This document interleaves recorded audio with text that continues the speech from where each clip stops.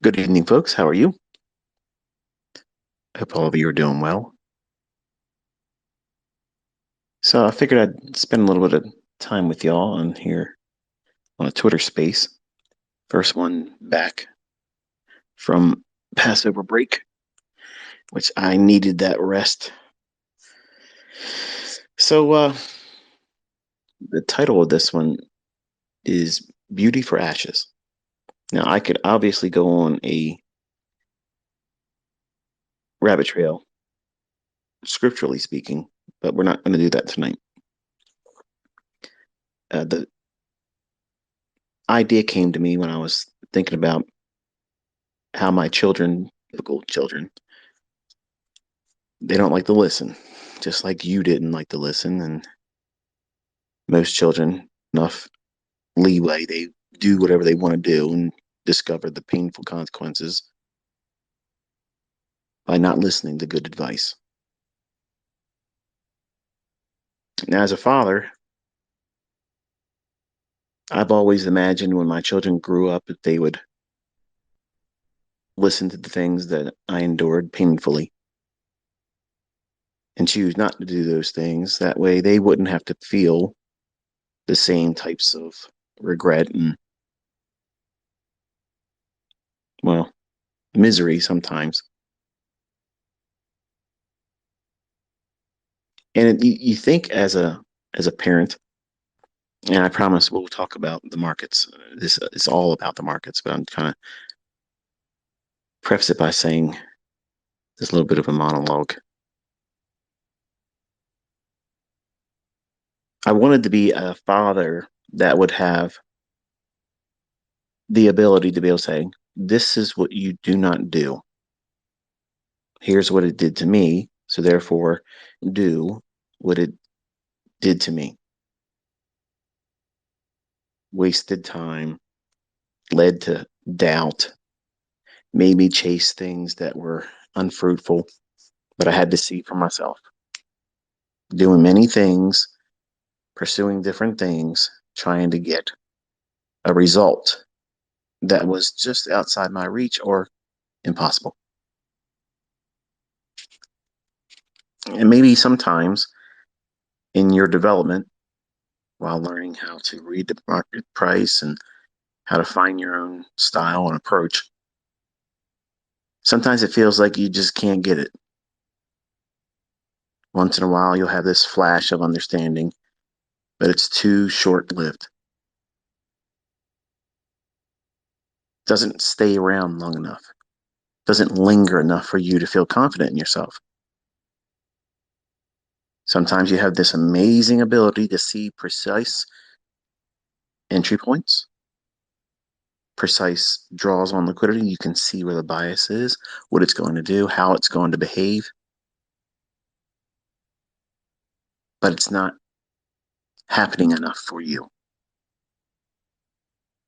So you go and you pursue something else because you're impatient. You don't want to wait for the thing that you're supposed to be looking for. You chase after things. This thing looks like it's going to go up. You have no real reason why to believe it's going to go up, but you expect it, you chase it, and it hurts you and it burns you.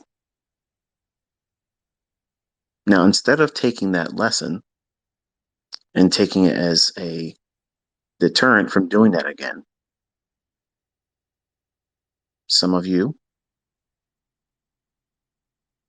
will do that same thing again, expecting a different result, and you'll get burned again.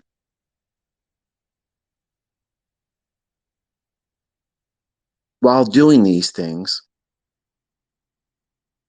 you don't see the scar tissue that you're creating. You think, I'm going to beat this. I'm not going to change the way I'm doing it. I'm going to do it on my own terms, my own way of doing it.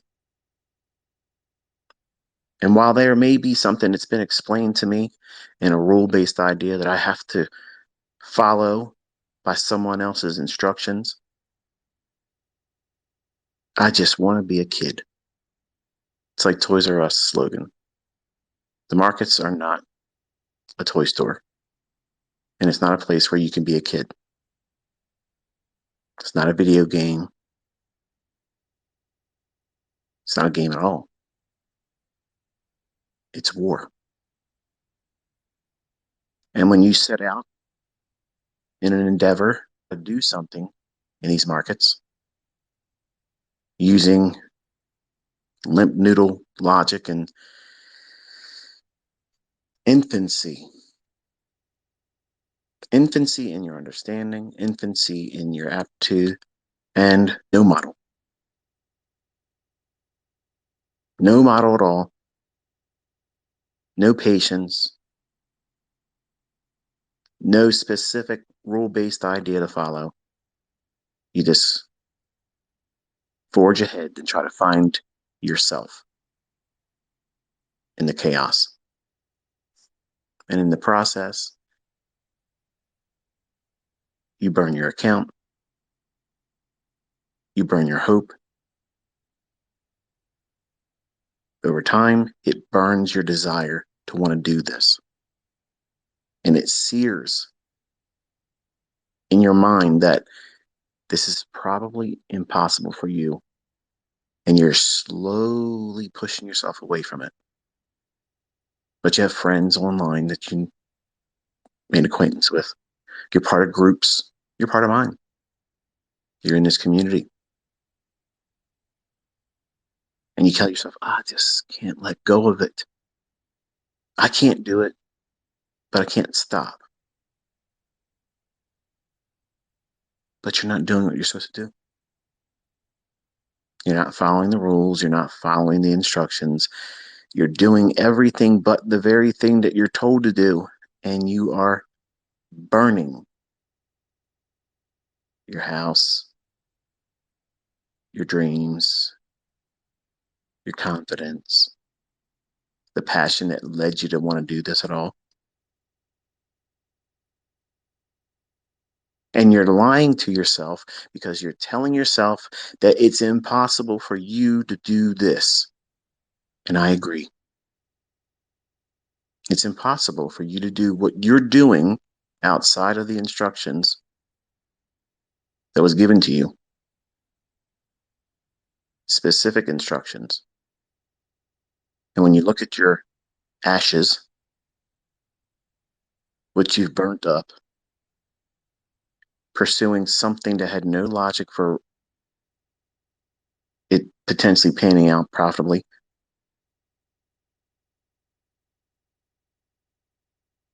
instead of identifying the lack of control that was required, but you shed no concern in that. You placed all the emphasis on doing it your way. Your way through a very myopic, limited understanding, infantile, pushing the button, expecting something to finally give you the confirmation that you're doing the right thing by not following instructions. And you won't stop because you want that more than simply following logic that works. That's a discipline issue. That's not a flawed concept, flawed idea, fake concepts, or too rigid of a model.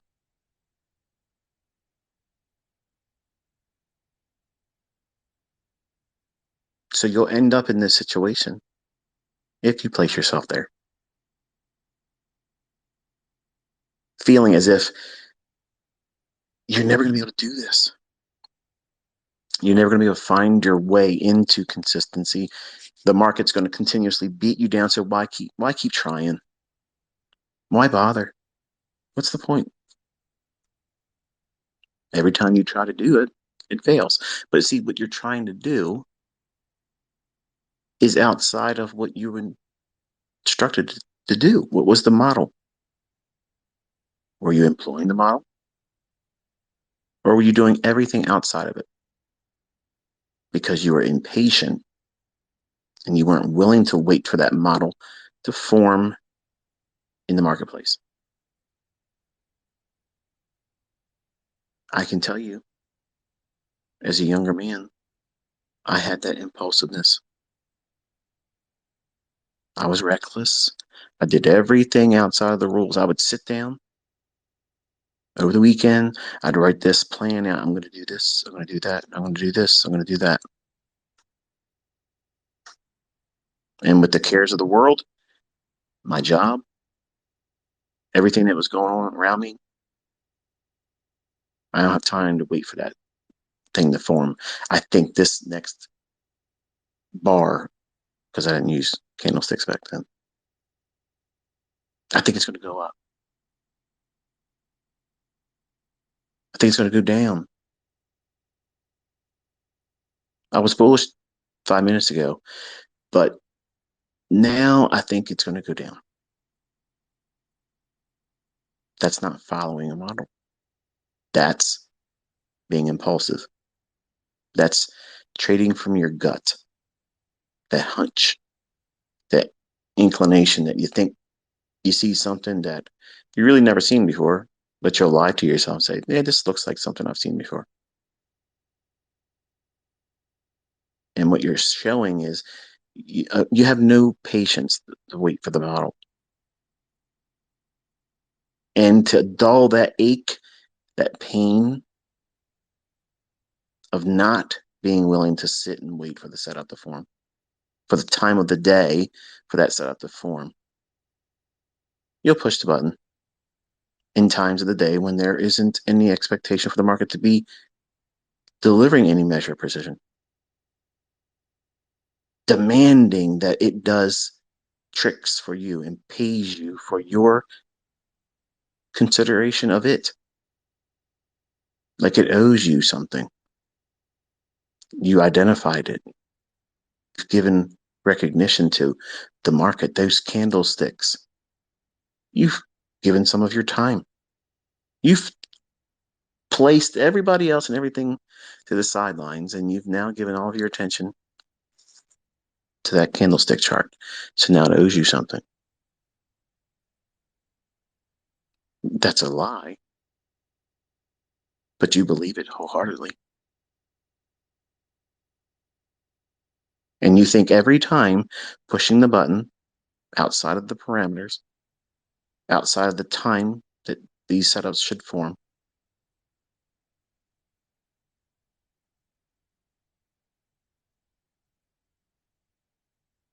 you're victimizing yourself, causing a learning curve that would never end by doing those things. And if you've never done this to yourself, if you are a person that lacks patience, victim to impulsiveness, this is one of the things I talked about many times over the years. If your relationships and the way you conduct yourself in the world outside of trading, it will be magnified in trading. If you are someone that is seeking validation, seeking, well, acceptance, you'll do things that are over the top, expecting to be successful in that. So therefore you can go forth and bring it in front of other people so they can glad hand with you, pat you on the back. Well done. You're awesome. You're a goat. You're the greatest that's ever done it. In trading, those types of things are the worst for motivating. Now, you might end up receiving those accolades as a result of doing things that are more focused, more purpose driven, more detail oriented in terms of following a model, but not trading for the sake of attention, status, recognition, a rush to prove something. That's a very, very dangerous path, especially for a young man, especially for a young man that has a desire to stand out from the crowd, that has done well in other things, and you want this to be easier. Easier because it's somehow owed to you. The market owes you an easier pathway to consistency. And look, you're a natural. You'll be able to do this without any kind of. That's what your subconscious is talking to you. It's telling you you don't need to listen to that stuff.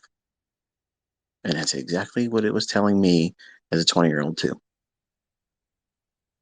You have to have rules. You have to.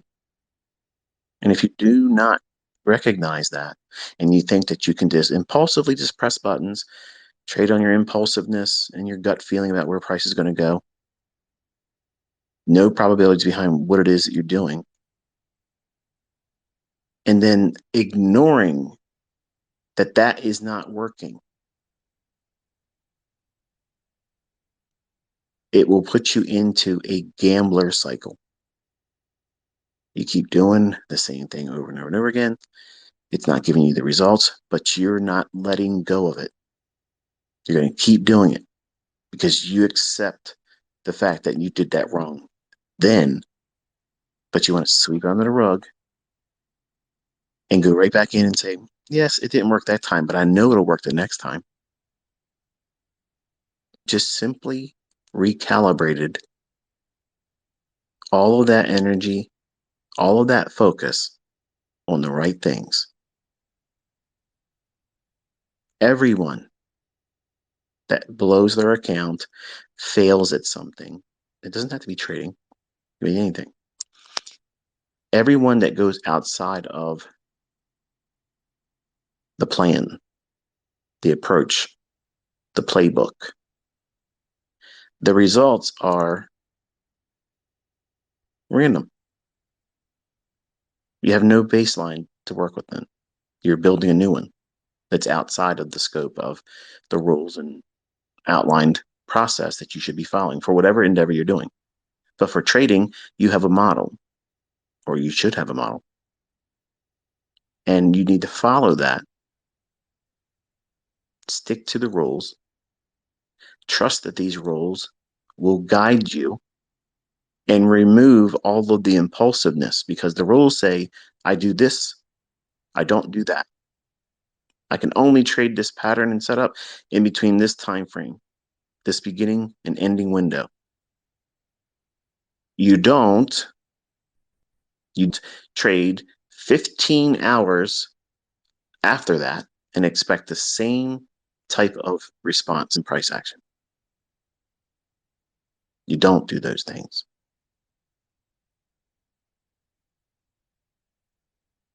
By recalibrating that impulsiveness, but sticking to your guns because you know if you keep doing it long enough, eventually you're going to get a result that you're looking for. And then by getting it, you think that's a reward for doing the right thing when everything you're doing is the wrong thing. You're trading outside of a model. You're trading impulsively. You're impatient. You're not waiting for the setup to form because you're having an issue with discipline. You don't want to subscribe to an idea that someone else walked before you, lays it down in front of you and says, hey, start here, only do these things. And then you fail it. And you fail it again. And you fail it again. Multiple times over and over and over again. And it becomes an arm wrestling match. You want to show the teacher that they don't know you. They don't understand you. You're going to be the exception. You're the one that these models aren't built for. You're going to redefine everything. Yeah, I was me too at 20 years old. So you can imagine how frustrating it is for me to see, number one, my students do that, but also children that I had high expectations for, that they would see what I'm able to do and want to be better than me. Like I was expecting my kids to say, hey, you know what? I'm going to do it faster and better and more precise than dad. And here's the, you can do it better than me. You can do it faster than me. You won't do all the things that I hurt myself with.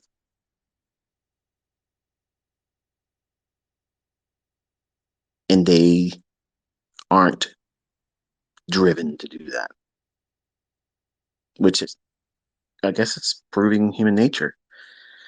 Humans by default, we don't like to listen.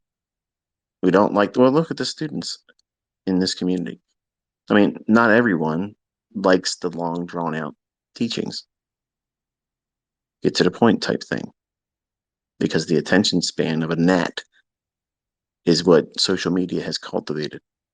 Nobody has time to learn anything properly.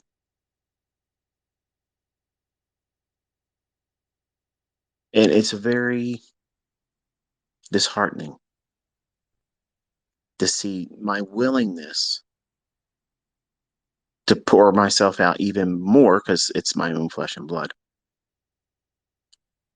and to see this lack, this disregard for the rules that would lead to them doing the very thing that they're looking for, which now makes me question, is it really the pursuit to do trading, or is it the pursuit to say, I did something on my own? Which I can respect that. I mean, anybody could respect that, right? I mean, there's a lot of people out there trading, all kinds of stuff. I mean, I don't subscribe to the things that they do, but they're making money with it. So who am I to say it doesn't work, right? And I can understand the passion that would lead one to pursue an endeavor that says, I didn't listen to what you told me to do, and I still was able to do this. Okay, great. But are you seeing the results that would indicate that you're doing the right things and that you should keep doing what you're doing? Or is resetting and resetting and resetting and resetting and spending money, still not listening, still not doing the things that you're supposed to be doing? Is that really the better way of doing it? Is that the best direction? I would argue that it isn't. But I have to hold very loosely these boys of mine, because if I say the wrong things,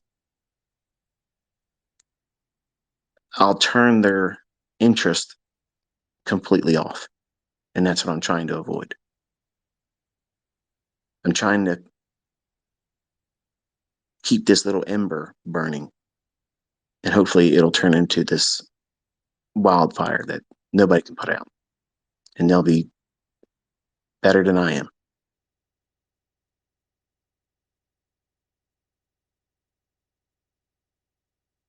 When you sit down and you listen to a child, they say, I don't understand why I can't do it. I don't understand why it's so. And then you just gently slide a piece of paper in front of them and say, are you talking about this? Are you saying this doesn't work? No, no, no. I'm talking about my way of doing it. But what way is that? If you've never done it before, you've never been successful before, you just started, how can it be your way of doing it? You're doing what everybody else has done, pushed buttons, found out that didn't work.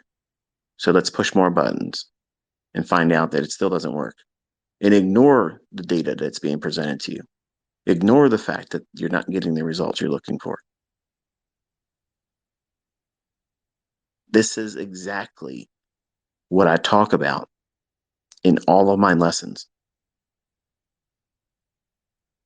Having my DNA, having my time, having me right next to them, available to pick my brain, was not advantageous at all. Because pursuing an endeavor on their own steam, their own timing, their own way of doing it was more important. And I can't tell you how frustrating it is. It's very frustrating.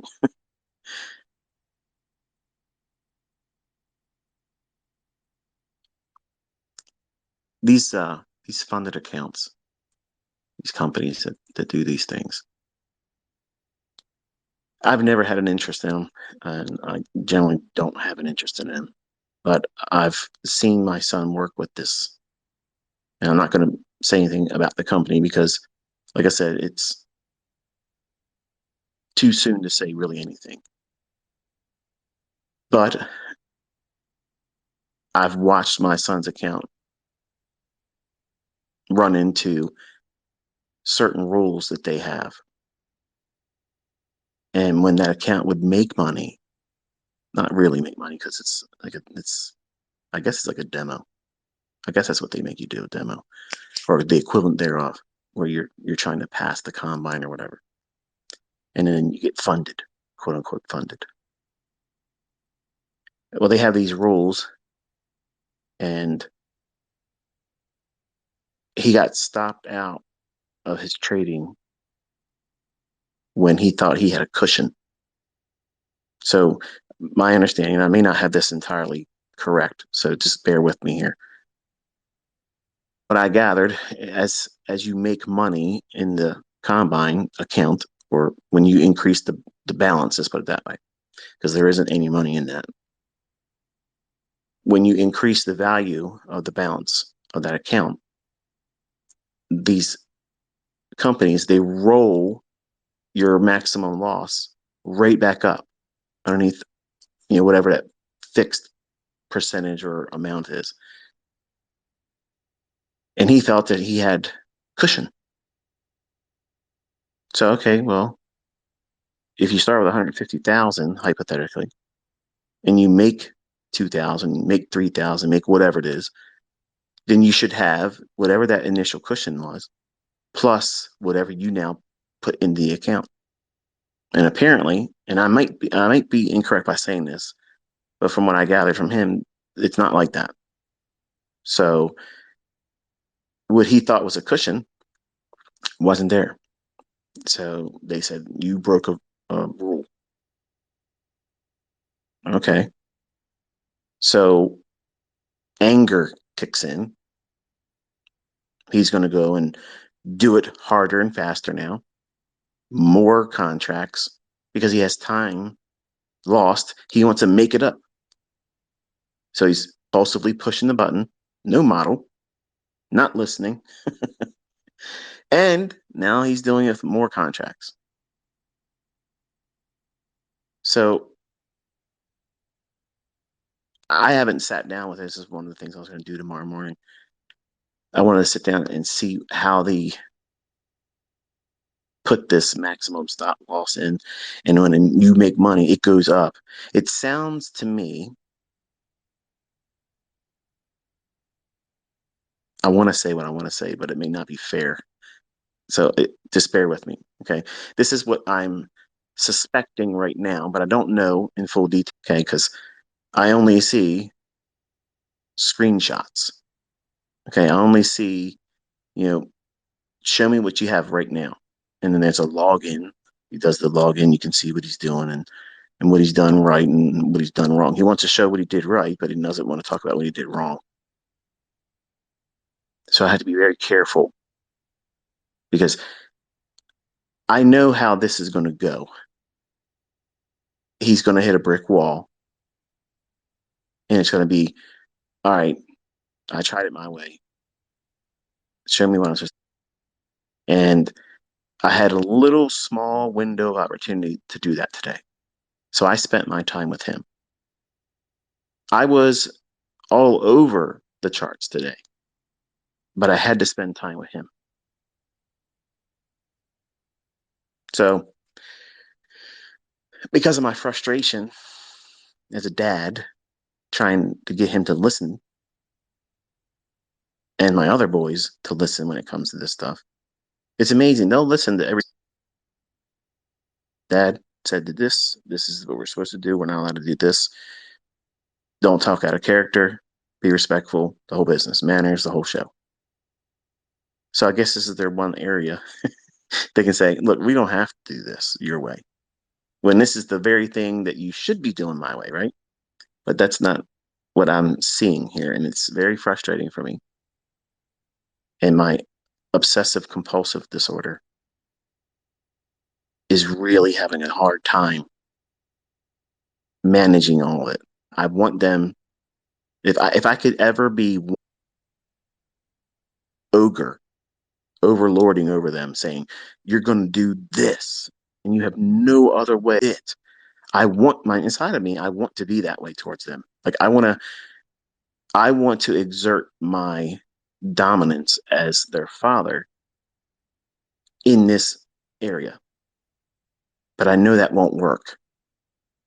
It wouldn't work with me if I was their age, and it won't work for them. And it'll do the very thing that I don't want to see happen, which is leave a bad taste in their mouth, and they'll just say, you know what, I'm not going to bother with this. So I'm balancing something very, very delicate and fragile. And they're young men.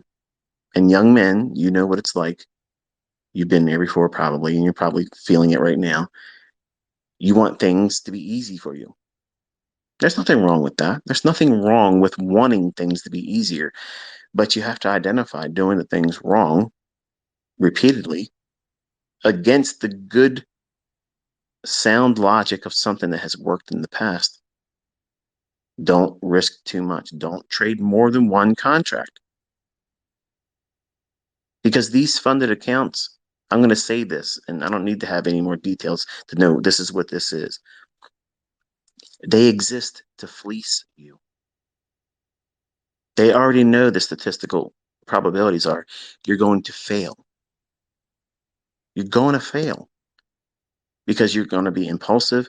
You will not use sound logic with risk management. You're going to trade more contracts, and that's why they dangle that carrot there. You can trade up to contracts. They didn't say trade with 15 contracts. They just said, hey, you can. And he tried. Not once, not twice, not 5 times, 6 times. Burn, burn, burn, burn, over and over and over again, thinking that that was going to be the answer. Not realizing that that threshold that is so small. Let's let's play devil's advocate for a moment, okay? I know some of you trading funded companies are listening to me and you follow me. Just hear me out. I'm not spitting in your face or saying what you're doing isn't helping some because some of my students are actually doing well. But this discussion here tonight is meant to just really place the emphasis on doing the right things as you as the trader that would use these types of companies. Number one, The risk is too tight. And I know how to trade. If you're saying that you have no chance of succeeding if you only lose, dollars, that ends it. That completely ends it. We're not even talking about 10%. I don't know what the actual figure is because I just don't know, but I know it's not 10%. 10% would be reasonable to say, yeah, this is no good. That's you no, you've messed up here. 10% that you should be able to do better than 10%, not go to 10% drop. They're not, none of them are doing that. When I'm trading, if I take a trade that I feel is worthy of a high risk percentage behind it, I can work with 5%. Now, I believe that would fail these funded account challenges if you were to use that and you take a loss at the full 5%. I think, if I'm not mistaken, I think that would fall underneath the umbrella of most, if not all of them. And you failed. In my eyes as a trader, that's nonsense because that one trade, that one period of drawdown of 5%, that doesn't mean anything in the grand scheme of things, especially if you're pushing real hard. And I'm not suggesting that anyone should go into these companies or these combines and push real hard. That's the very thing you should not be doing. But my son, he felt that pressure. And the words were, it feels like I'm trapped in this small room and I can't move around. Well, that would be true if you're trading with 15 contracts. It would be true if you're trading with 10 contracts. It's true if you're trading with 8, 7, 5, and you don't know what you're doing. The model was one contract. I don't care what these companies say. You can trade as many as. That is the hook. That's the thing that you're going to reach to when you do the one trade that wasn't really all that heavily leveraged. And you want to fix it real quick. Well, all I got to do is go in there and do 5 contracts, and I can get it back real quick. They know that you're going to do that. And it's advantageous for them to see you fail because you'll pay $99 6 and 7 different times. And then expect to get you right around that next new month. You got to pay the dues. And the whole time you're seeing all that stuff add up. Is it helping you get more patient? No. It's revving you up to do what? Think impulsively even more.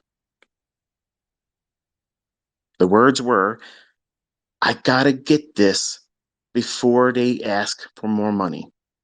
But you're feeding them every day. Reset, reset, reset. Not doing what you're supposed to be doing everything outside of the rules. Not just theirs, mine.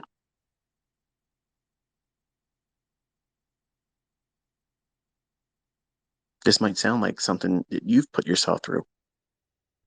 And you should be encouraged to know that even my children, this is what they're going through.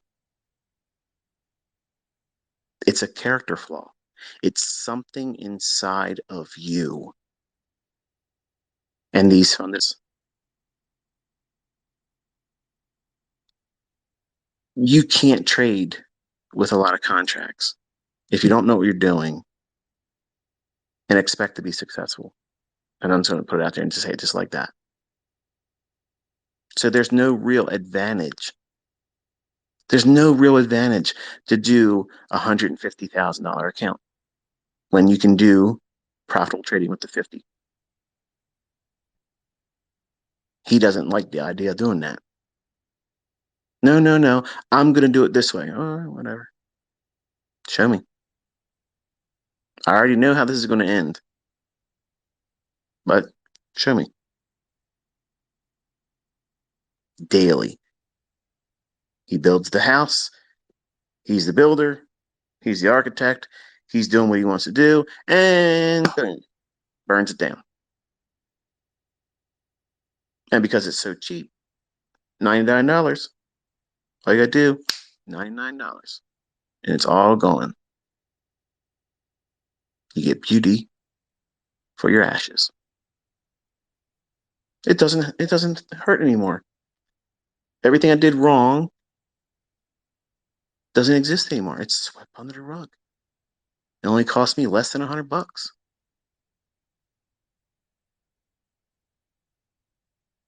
Doing the same thing over and over again. When by simply doing one contract,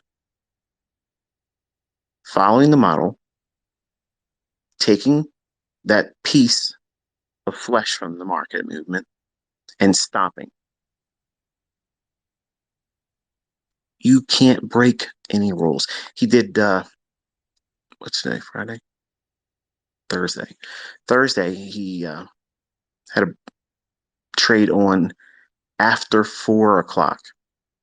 And apparently there's a rule that they say you can't trade after 4 o'clock. Like you got to close your trades at 4 o'clock.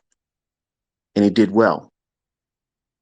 And went to Target, sat through something, and went right to his target, and then found out that that didn't matter. He had to do a reset because he broke a rule about time. Listen, folks, trading in itself, okay? Trading in itself is very, very difficult to learn in the beginning. And for you all out here that are trying to rush into these funded account challenges, you're increasing the level of difficulty when you don't have a model, you don't trade with real risk management, real risk and trade management. I don't care what size account that you have with any of them. If you just trade with one contract, you'll never break their rules and you'll make money. But greed and impatience. I got to get through step one. I got to do it. It says I can do it in 5 days. I got to do it. The rule was spend up to 2 weeks.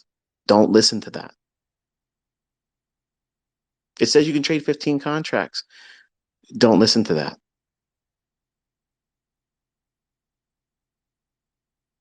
What makes this very, very hard for a new trader is the level of drawdown that they permit is stupid. Now, today, because my son was basically looking at me like, this is impossible. Like it's impossible. So I had to step in, Mr. Possible. I said, listen, let's just take a look at what's going on this morning. Okay. You've been doing everything wrong. Let's just go back to this piece of paper here. And what does it say to do? All right, with that, I want to do this.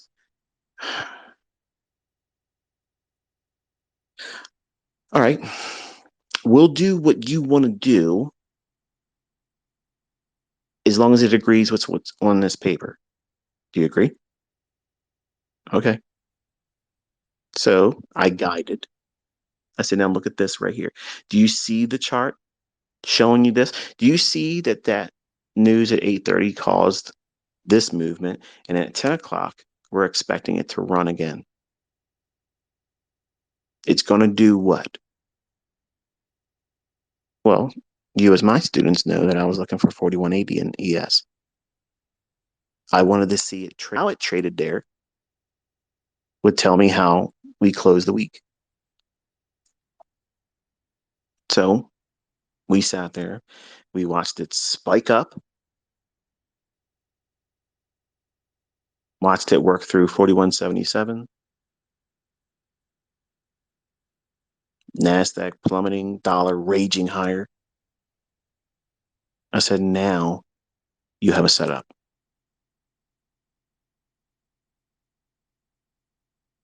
And suddenly, all the planets aligned. Immediately, just underneath 36% of the $9,000 that he's supposed to get before he's quote unquote funded falls into his step one phase equity.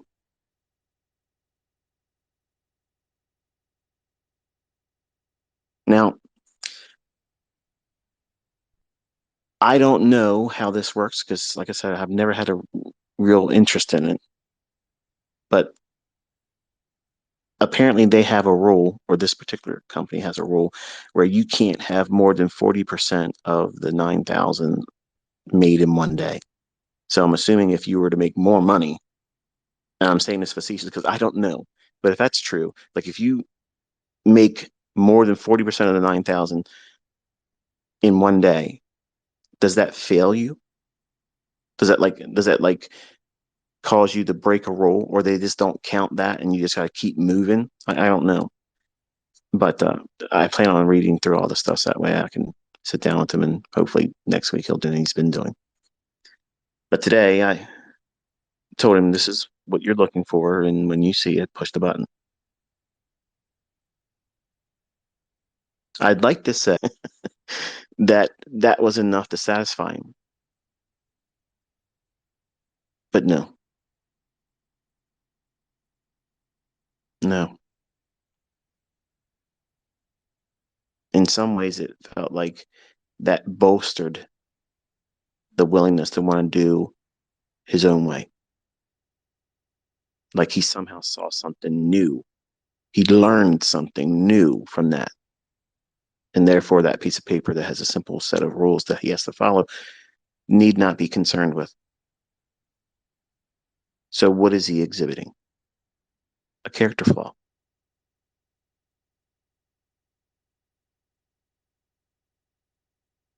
Those of you that learn from me and you don't listen to what I'm telling you to do, follow the bias that I'm outlining. This is where I think the market's going to go. And you're fading that and then crying, sending emails, posting things on Twitter, complaining to other people in videos about me when you're doing everything opposite and then struggling and then trying to find the blame on me or something outside of yourself. That's nonsense. You have to snap out of it. You have to snap. That you can't do those things. Number one, the world isn't going to let you do that. You'll have a rude awakening. You can lie to yourself in your trading, but eventually see that person in the mirror and it's going to hurt when you have to come to grips with you're burning it down. You're the one holding the gasoline. You're the one who has the lighter in your hand. You're doing it.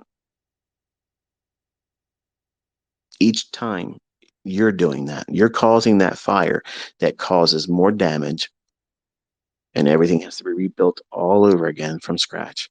But it's not just a reset. You're bringing something new each time. Depression, fear, concern of how many more you can afford.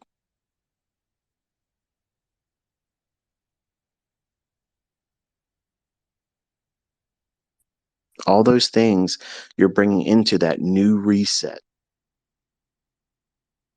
It's not just $99 anymore, is it? It's really expensive. Really expensive.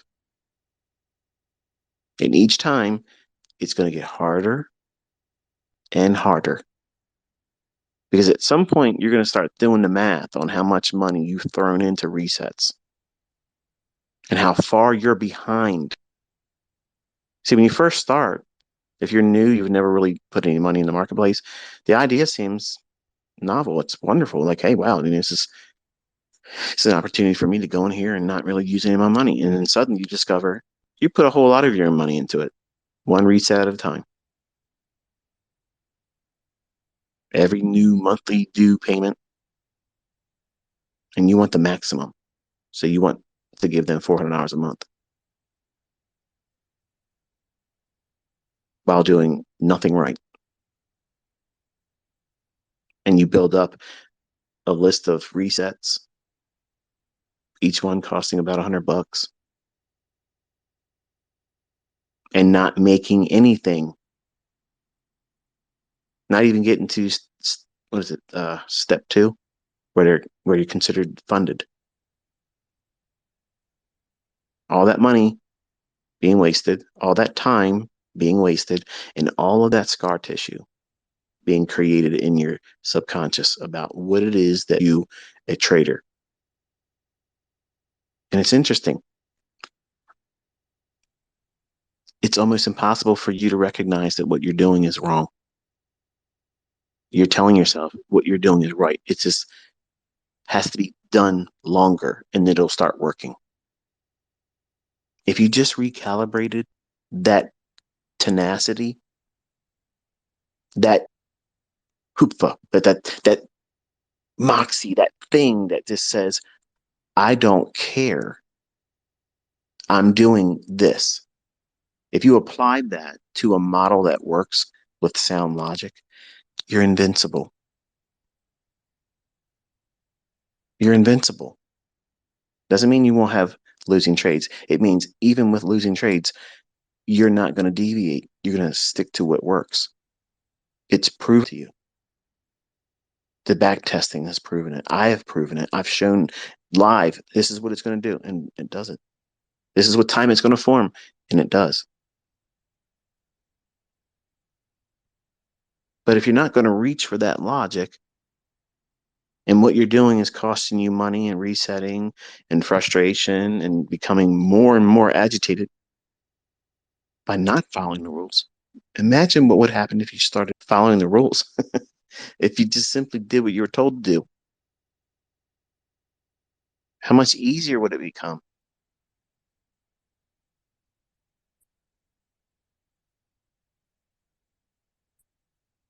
At some point, you're going to have a whole pile of ashes, and you'll be sitting there looking at all the things that you've wasted time, energy, and money. And when you really sift through those ashes and honestly see what you've done, you really didn't use what I taught. You really didn't listen to the lectures and the advice about what not to do and what to do. You really didn't do that. Look at that pile of ashes you got. You were doing something. You weren't wasting time studying, right? You were doing something.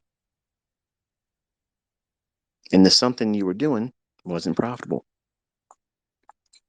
And that weighs on you subconsciously. And over time, it'll make you toxic. And you'll start being spiteful. Not to yourself. You won't hold yourself accountable, but you'll point the finger at everyone else. Your friends, your family, me, our community, trading in general. Because it hurts too much to identify the fact that you did this to yourself. Nobody guided you incorrectly. You did everything wrong and you made those decisions. Are you in a position to be accountable for that? Where you can say, yep, if I'm being honest, I made these mistakes on my own. Nobody told me to do that. I did it on my own.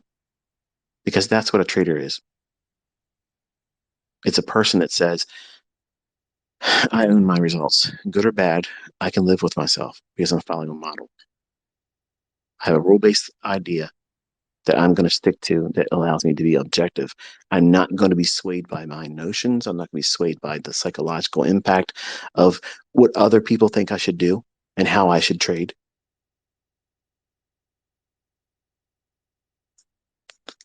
Look at social media. I was gone for today.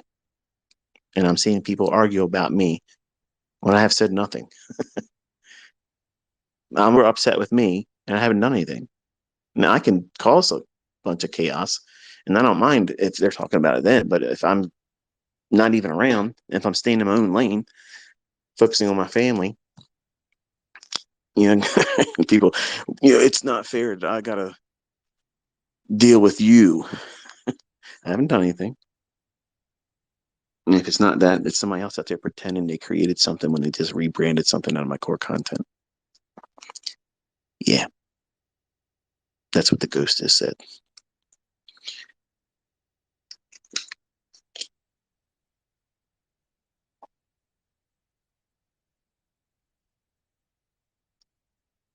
So I'm aware, obviously, that I have students. I'm interviewing them. Obviously, I have several more I got coming. I was going to do one today. I had asked the gentleman to let me know if he was going to be available today at 1 o'clock, and obviously my family took precedence, and I wasn't able to confirm that, so I'll have to do that next week. But I have 3 of them scheduled next week for a sit down and recording, so stagger them going into the future, releasing them. But they all know that they'll be sitting with me talking, and they've done things like these funded accounts, made money.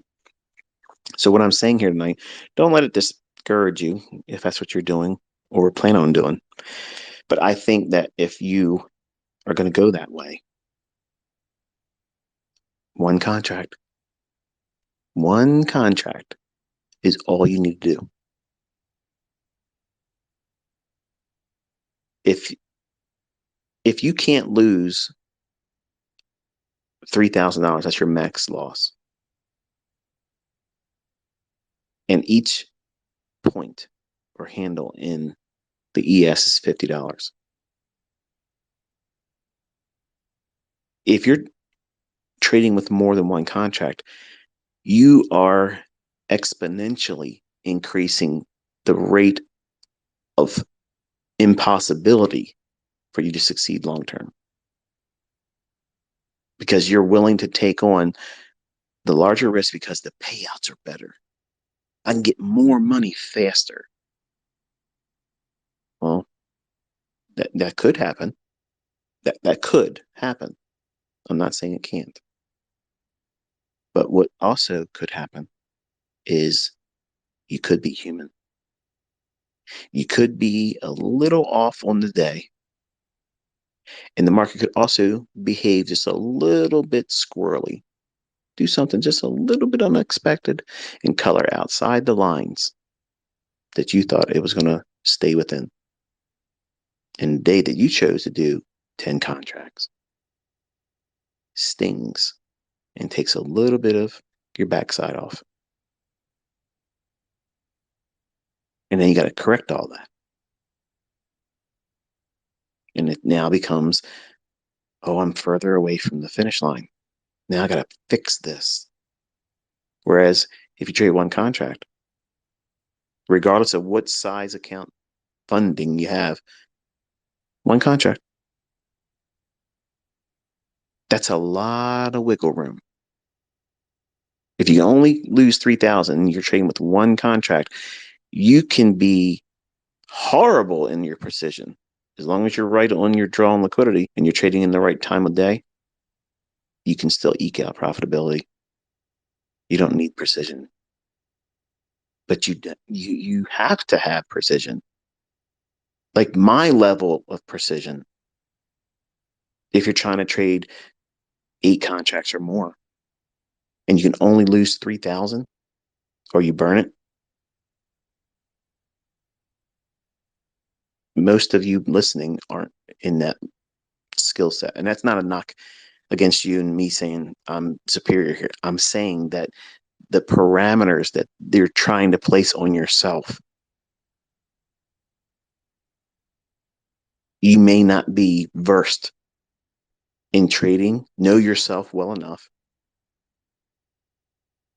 and maybe not even be able to do a precise entry continuously over and over and over again because you haven't done it long enough. You haven't identified when it's not likely to be as precise as you would hope for, which is what I'm trying to teach this year by mentoring you with live data, teaching you how to read the tape. So why would you want to increase the likelihood of burning everything down just to have one good quick run? I got to step 2 real fast. Well done, you gambled. Well done. There's a lot of people that go to Vegas and they make money. That doesn't mean they were skilled. You want everything that you're doing in this industry, in this endeavor, this pursuit of excellence in trading to be that very focused there. Excellent in excellence. You want to be able to focus on being good at what you're doing, not showing up at the right time and getting lucky. You don't want happenstance. You don't want coincidence to be the common denominator in your success. That's not what you want.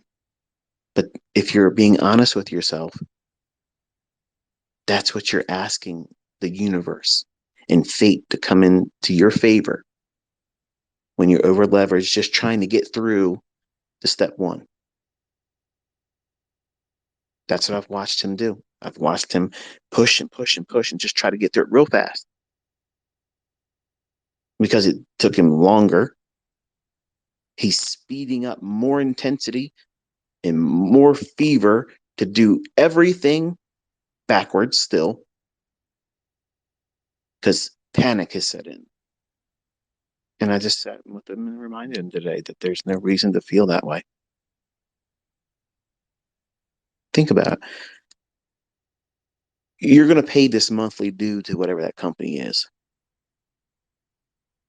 So why not just give yourself the full month? Does that make you a bad trader? Does it make you less of a trader than someone else? Who cares how long it takes them to do it and what they think that it should take you to do it? Because when you get funded and if you make money and you do whatever those profit splits are, which I don't even know what the profit split, I don't know. But whenever that is, and whatever that payout is you get, are you going to listen to that same person that's telling you what you should do, how you should do it, how fast you should do it? Are you going to let them tell you how to spend it? No. So why are you going to listen to them when they tell you what you should be doing to get through it, a specific time frame or duration or model or approach to doing so?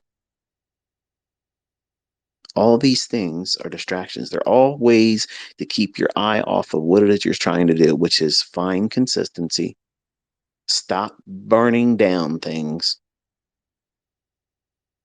and receive beauty for ashes by doing what you're supposed to do and focusing on that, not trying to rush it, not trying to add 20 funded accounts. Let's just start with one. Let's just start with one, trading with one contract, giving yourself time. Okay, I know some of you are thinking, wait, Michael, wait, man, wait. Listen, you said one contract, but they're asking for $400 a month. Come on, man. I can't get rich on that. They're in my pocket. They're going to be taking a portion of the profit split on top of that, too. It ain't worth it then. It's not. You have to turn these odds around and place them in your favor. You got $3,000. $3,000 drawdown with one contract. That's a lot of wiggle room. That's very forgiving. And to make $400 over the course of a month with one contract is easy. See, you don't know it because you're trading with larger leverage every time you're trying to do these combines to get through it real quick. Because you probably told yourself, all right, I'll break all these rules to get through it. I'll trade with 5 contracts. I'll trade with 8 contracts just to accelerate my way through step 1. But when I get to step 2, I'm going to be a good boy.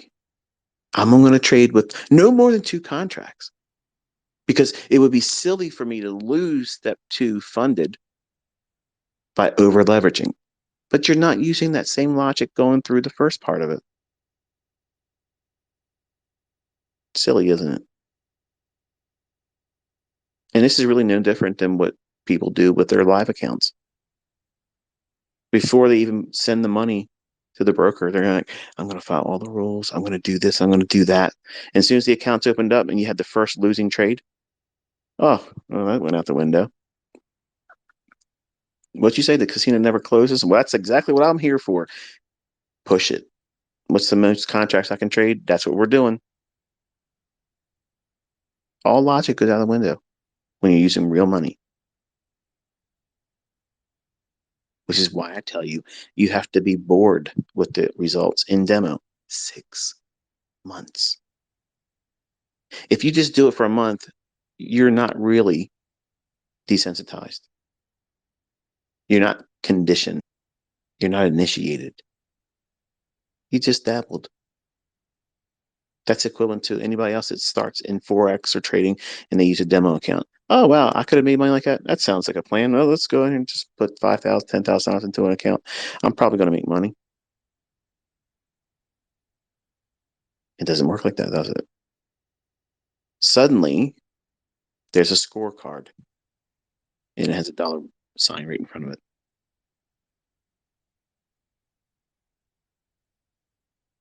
You don't want to do all the wrong things multiple times and realize over the course of a month, none of the things that you did panned out. None of them resulted in step 2 funded. It's frustrating. You trade with 1 contract. I don't care who you see live streaming making money. You don't know if they're resetting accounts. You don't know if they're really trading with a funded account or trading with a practice account. He took trades. He thought he was in the compound account. And turns out it was in a practice account that he didn't ask for. He did a reset early on. And then when he logged back in, it apparently defaulted to a practice account. So he was working with that account, made a little bit increase, and come to realize none of that was even going towards the combine. So you can imagine he was a little torqued up about that. I mean, I did everything I could not to laugh, but you know, it is what it is. I mean, you're going to do silly stuff. Sometimes in the past, I pressed buy when I wanted to do sell. You're going to get disoriented. You're going to do silly stuff. Okay. But imagine doing work thinking you've gained some ground and it was a live account. It was in a demo, that type of thing. Right. So I think he's learning that all the things he's trying to do aren't going to work. And I'm hoping that this coming week, he'll get hammered more and finally just say, that's it. Like, I can't do it this way. I'm only going to do what you said. And I'll be satisfied. I'll be happy because I know that will yield him what he needs to build back, improve and repair what he's done to himself, and then replace it with positive reinforcement. And then all that little bit of stuff he's done to himself will be just enough to remind him not to do it. Just a little bit of scar tissue, just a little bit. That's healthy. But when you constantly just keep going, I have students that came to me that try to do other people's way of trading and such. And they've spent like $8,000, $10,000 in all of these funded account companies, hopping from one to the next and just paying all these things and never one time got to a point where they could be in a position to be funded. So what's the point of doing this then? You should have just took that money and put it in a live account because you basically did the same thing. If you're not going to follow the rules, just flush it away anyway. But see, you're tricked. You're thinking it's only $100. I can take this trade and over leverage it because what happens? What happens if it works? I'm only really risking $99. That's what you're thinking, right? Because that's exactly what he was saying. And you are hooked like crack. I might not win, but I could. It's like the lottery. Everybody's going to be out there playing these lottery games tonight. $400 million for the what do you call it? I don't know, one of these big games. It's supposed to be $400 million. Everybody's talking about today. I was going into 7-Eleven, and the lady comes out and she goes, "Don't worry, I got the winning ticket right here." Like, okay, I didn't ask. I'm going in there to get milk. See you later. The mindset is, the chances of you winning that is next to zero. So many degrees, you're not winning. Let's put it that way. But people still pay to play that because the idea is, yeah, the odds are so far against me, but it only costs me $1. Now let's take a step back. Nobody's getting rich on that $1 being spent. And these funded companies aren't getting rich by your measly little $99, but they are getting with the masses that keep doing that same thing, just like the lottery administration. It's in their advantage to give you the freedom and rope to hang yourself. But they didn't kick the chair out from underneath you, so they're not the bad guy. They laid a single round of ammunition on you. They laid an empty handgun on the table in front of you. They made this Russian roulette available for you to play, but you decided to pick the bullet up. You placed it in the chamber. You spun it and put it to your head. Whose fault is it when you pull the trigger? What consequence and result after you pushing that trade, doing that thing that you did? Who's going to have the responsibility when that trigger's pulled? Not them. Their hands are clean. They're getting paid. And they don't care if you go away because there's going to be someone else that's going to jump in their spot, your spot, everyone else's spot that says, I'm tapped out. I can't afford more.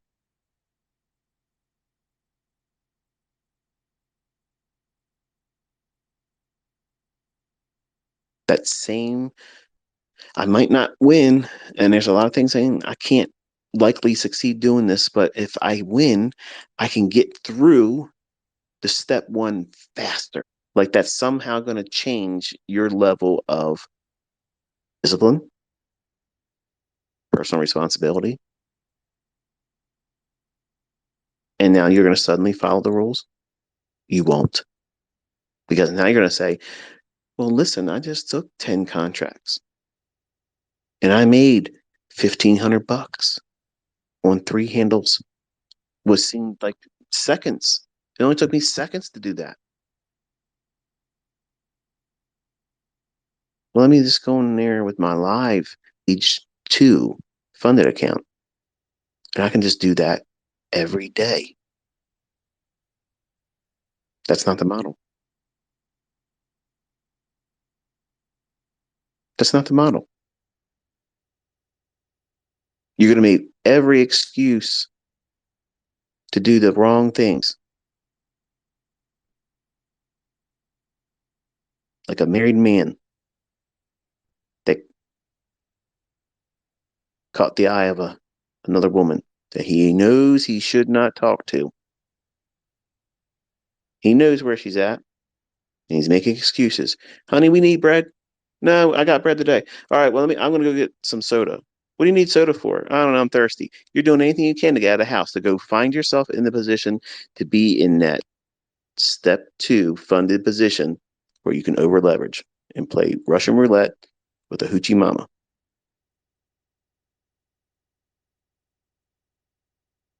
That's human nature.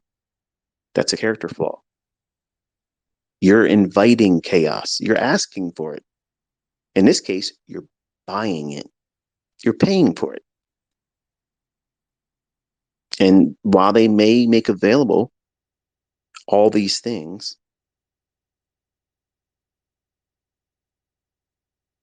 if you don't do the right thing by having less leverage, don't give them the opportunity to see you fail so quickly and easily, because they know the majority of you are going to over leverage. They know you want to get to the part that makes money. And they have a 90% likelihood that you aren't never getting there. And even if you did, and you get lucky, maybe one payout, oh, great. Your greed's going to tap you there and say, okay, I need to make more. Or I need to go quicker this time. All they have to do is sit back and let circumstances be what they are. Recklessness and chaos shows up. And for a period of time, for those that are getting lucky with it, ego is going to be that friend that leads you to ruin. I'm always going to be able to make money now. Look at me. We are. And unfortunately, that kind of mindset leads to ruin. So don't invite it. Don't make it about a spectacle. Don't make it about over the top types of results or Olympic size feats or speed at which you get to stage 2. Take your time. Relax. Just relax. One day like today, anybody that uses what I'm teaching could get funded to stage 2 in a day like today with one contract. That's not impossible. One contract that could have been done today. But you're looking at a move like today and you're thinking, if I had 5 contracts here and 5 contracts here and 5 contracts there, yeah, you could have. It could have been like that for you. But do you have that experience yet? Probably not. So don't have your expectations so high and lofty where it's easy for you to fall and not feel like you can do it. In other words, don't set yourself up for more than just a temporary failure, because traders and trading is a lifetime of failure. How you deal with that? I ask that question on my interviews now. How do my students that are funded and consistently making money, how do they deal with losing? Everybody does something different. Some people take it harder than others. Other people say, well, it sucks, but I ain't worried about it. I'm going to do the next trade because that trade didn't lose enough for me to feel like I've been beaten. Now, contrast that with, I'm not going to stick to a model. I'm going to over leverage. I'm going to keep pushing and pushing and pushing because it only costs me $99 to reset. Aren't they saying the same thing? The trader that has a model is taking very small calculated risks that sometimes does not pan out. And that small loss is insignificant in the grand scheme of their entire career as a trader, as a speculator. And they're not worried about trying to avoid the losing trade because the model and the rules say, do this. And this is what should happen. If it doesn't, you're not abandoning that model because it didn't pan out for you, that transaction. And the loss was insignificant. It will not have such a weight on your psyche. So that way, when you look at price action, you won't be thinking, this is generally, in other times, this is a trade I would be taking. But I'm going to wait for confirmation now because I have to make sure. Why? Why would you feel that? Because you've taken a loss that's larger than you were comfortable with. If you're trading with a quote unquote $150,000 account and you're using a 5 handle stop loss on one contract, you're risking what? $2. That's not 3,000. That's a very, very small, insignificant amount. So it gives you wiggle room. How many 5 handles form over the course of a week? Lots of them. Some form at specific times of the day that are very predictable. You don't trade 30 minutes before midnight, New York local time, because you're done playing Xbox Live with your buddies. And now let's go see if I can do something in the market. You don't do that. You have business hours. You stick to them. Bank of America is not open 24 hours. Okay, they have banking hours. You don't want to create this atmosphere in your trading where you feel like you have to always know what the next move is going to be. Narrative is understanding what the algorithm is going to do in price next. It is not an every second of the day narrative. The narrative is when we go into New York session, during this period, I'm looking for the algorithm to do a specific thing, behave a certain way, present an opportunity like the fair value gap, drawing to liquidity. That's a simple rule-based idea. It's time-based. Why would you want to complicate that? There's nothing easier than that. There really is nothing easier. Oh, you can just follow a moving average crossover. Okay. What time frame? What's your entry mechanism? Where's your stop? What are you reaching for? What's the target?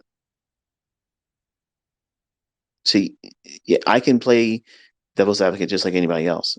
And I can say something, and when I've said it, I have the luxury of coming back and saying, but what about this? And what about this? And what about this? So I cancel all that by sitting in front of you with a live 1 minute candlestick chart. And I tell you what's going to happen next. So all those other straw man arguments can't be used. We're all looking at that hard right edge. And you don't want to take these perfect opportunities to do all the wrong things, waste time, waste money, build up frustration, and now fear. Fear. When you first wanted to learn how to trade, were you scared? No.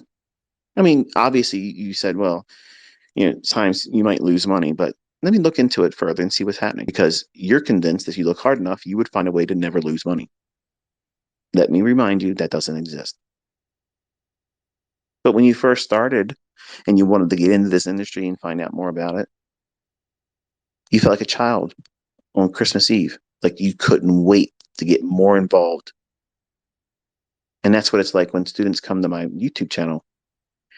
They get their hands in something like Model 2022, which is a hit the ground running approach. If you're brand new, you've never gone through any of my videos, 2022 model, there's 40 videos. That's where you start because that right there will give you a 100% right now. Go into the charts and see it every day.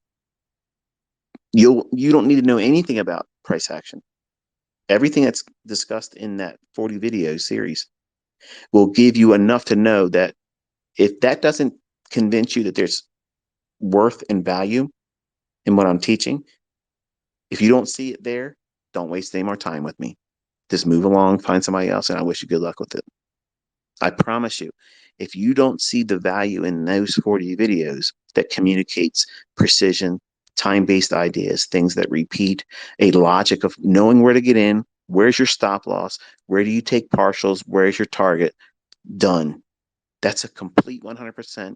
Everything you're looking for when you buy a course, everything you're looking for when you join a mentorship, everything you're looking for if you're trying to buy a book that supposedly tells you how to trade, that's everything. It's a one stop, one shop. There it is.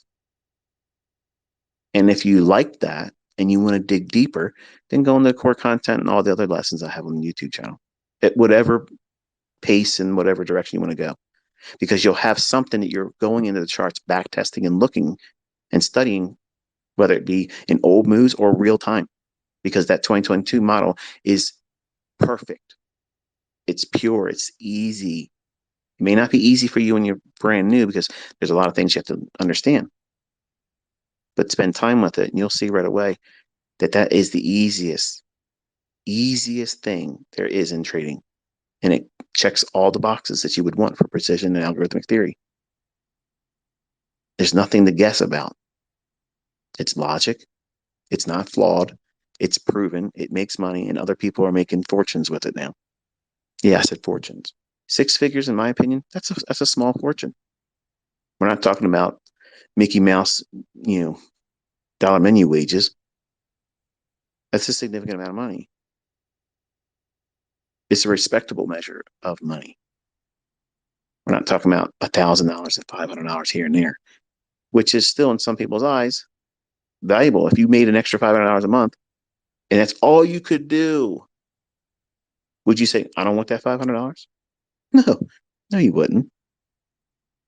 So it's all about perspective. What you're looking for, you'll find it here. I'm not going to do anything for you. I'm not going to pull any punches. I'm going to tell you it's going to be hard. It's going to take longer than you want it to. And you're going to learn in a setting makes you no money. That's exactly how you want it. Doctors don't go out there and ask people to come off the streets and say, I'm studying for my exam tomorrow. Can I cut open your abdomen and remove your spleen? No, that's not happening. They use cadavers. Okay. So think, do you want a surgeon that has never did any kind of cutting at all on a body to put their scalpel into you? Nobody's going to feel safe with that. So what experience do they have if you're the patient one that they're going to now treat? You're patient one. You don't know this. They're not saying, hey, nice to meet you. Congratulations, you're my first patient. I've never done surgery before. So what time do you want to come in? No, I'm out of here. See you later. So, but why would you expect anything different with your trading? You're that surgeon in trading. You're that doctor. I'll have to remind myself about, people are asking why am I calling everybody doctor. I'll just say it now because if I don't say it now, I'll probably forget about it. My ninth grade year in high school, I had a civics teacher. One of the coolest cats there was, man. He kind of reminded me of Martin Luther King, and he just was just real smooth, man. Just real smooth. Came in smooth, like he just scooted around, scooted through the hallways, scooted across the classroom, sharp as a tack, really witty. And every time we would come into his classroom, every that came in and greeted him, he turned to him, small little smirk, doctor, doctor, doctor. And that was one of the coolest things I saw. And it made me feel cool when he would say it to me. And I could see the expression on the other students got, their face would, it would cause them to smile.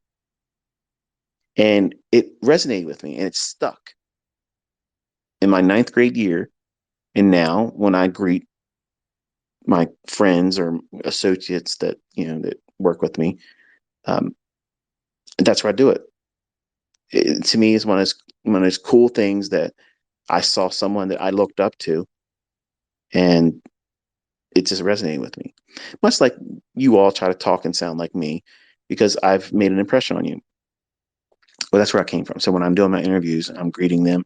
That's where I came. That's where that came from. So anyway, you're going through this process of learning how to trade. You're that surgeon in development. So learning how to do this in a condition where you can't cause any harm.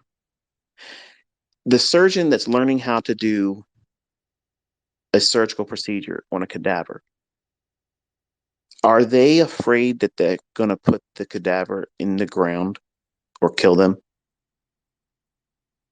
No, that body is dead. It's been submitted to the Department of Science, and they're making that body available to do whatever they want to do with it. That's a cadaver.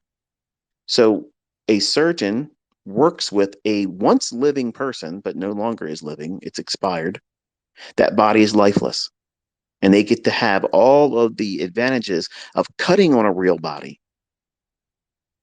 feeling the, the restrictions of certain types of tissues, even with a scalpel, how to navigate inside of a cavity of an abdomen or a rib cage or a brain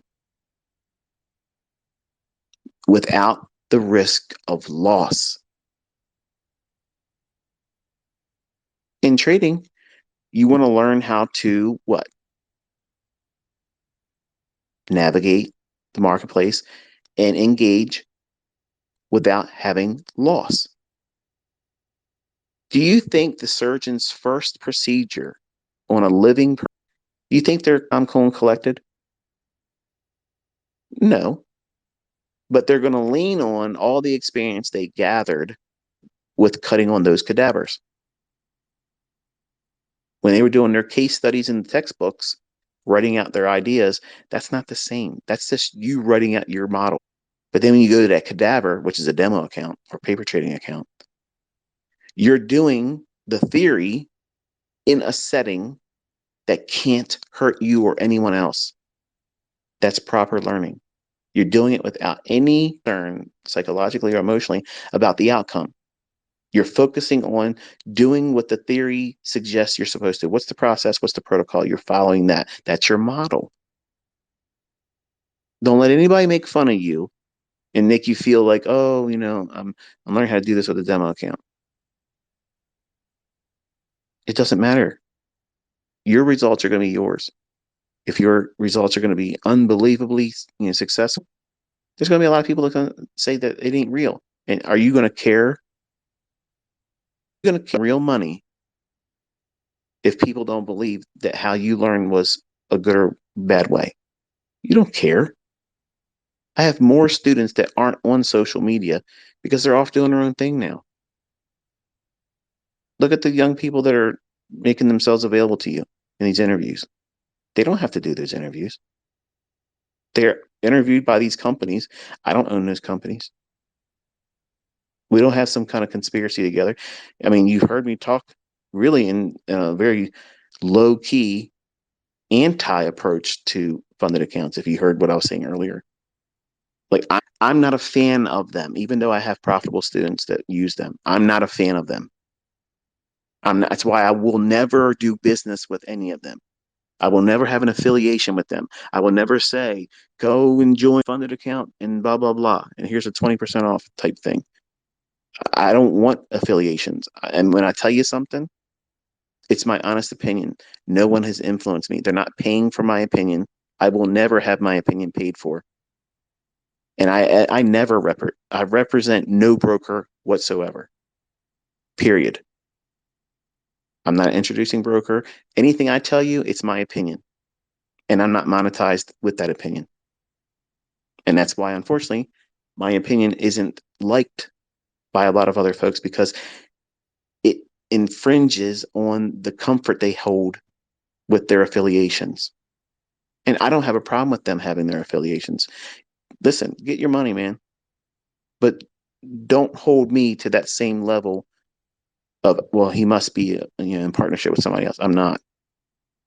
So I'm out here sharing my opinion, and it doesn't mean my opinion's right. It's just my opinion. You may take something I say and get a hair up your backside and say, well, I'm going to use this as a reason to prove ICT wrong. And then you create something entirely new. And that would be amazing. So it's not meant for me to be a reason for you not to do funded accounts. I'm just saying that everything that I felt most people would encounter, my son's experiencing that.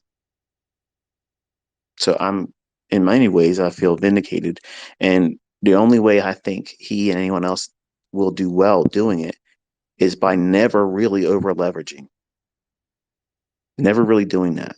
Trade with a very small number of contracts, even if they give you the freedom to do more. Because you're really not trading with $150,000. You're trading $3,000. And $3,000 is undercapitalized, grossly undercapitalized. And anyone that says other than that is full of grade A cow patties. It's just the way it is, folks.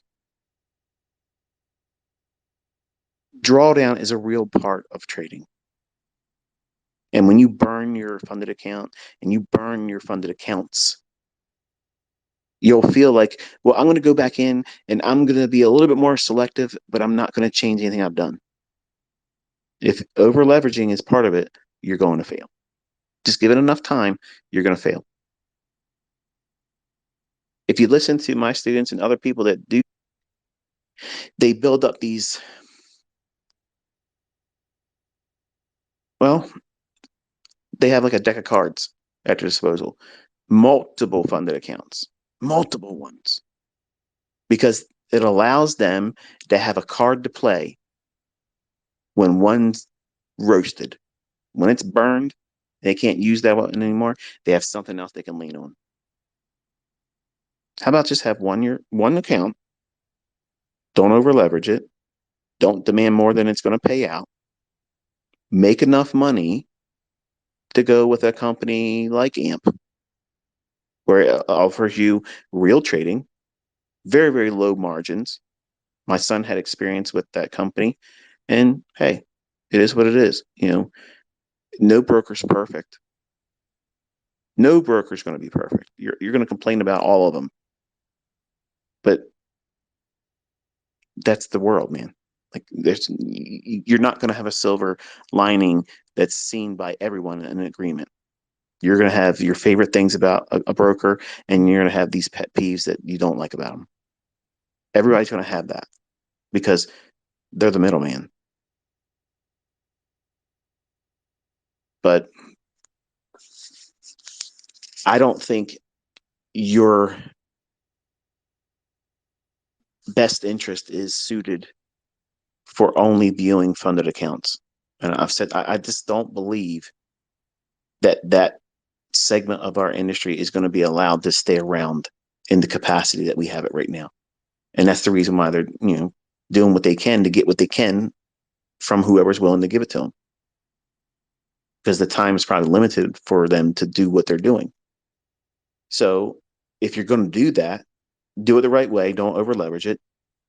Make what you need to cover the cost and build up enough money to go with a real broker that allows you to trade with real funds in a real account that allows you to have more drawdown, like in the real world, greater than $3,000.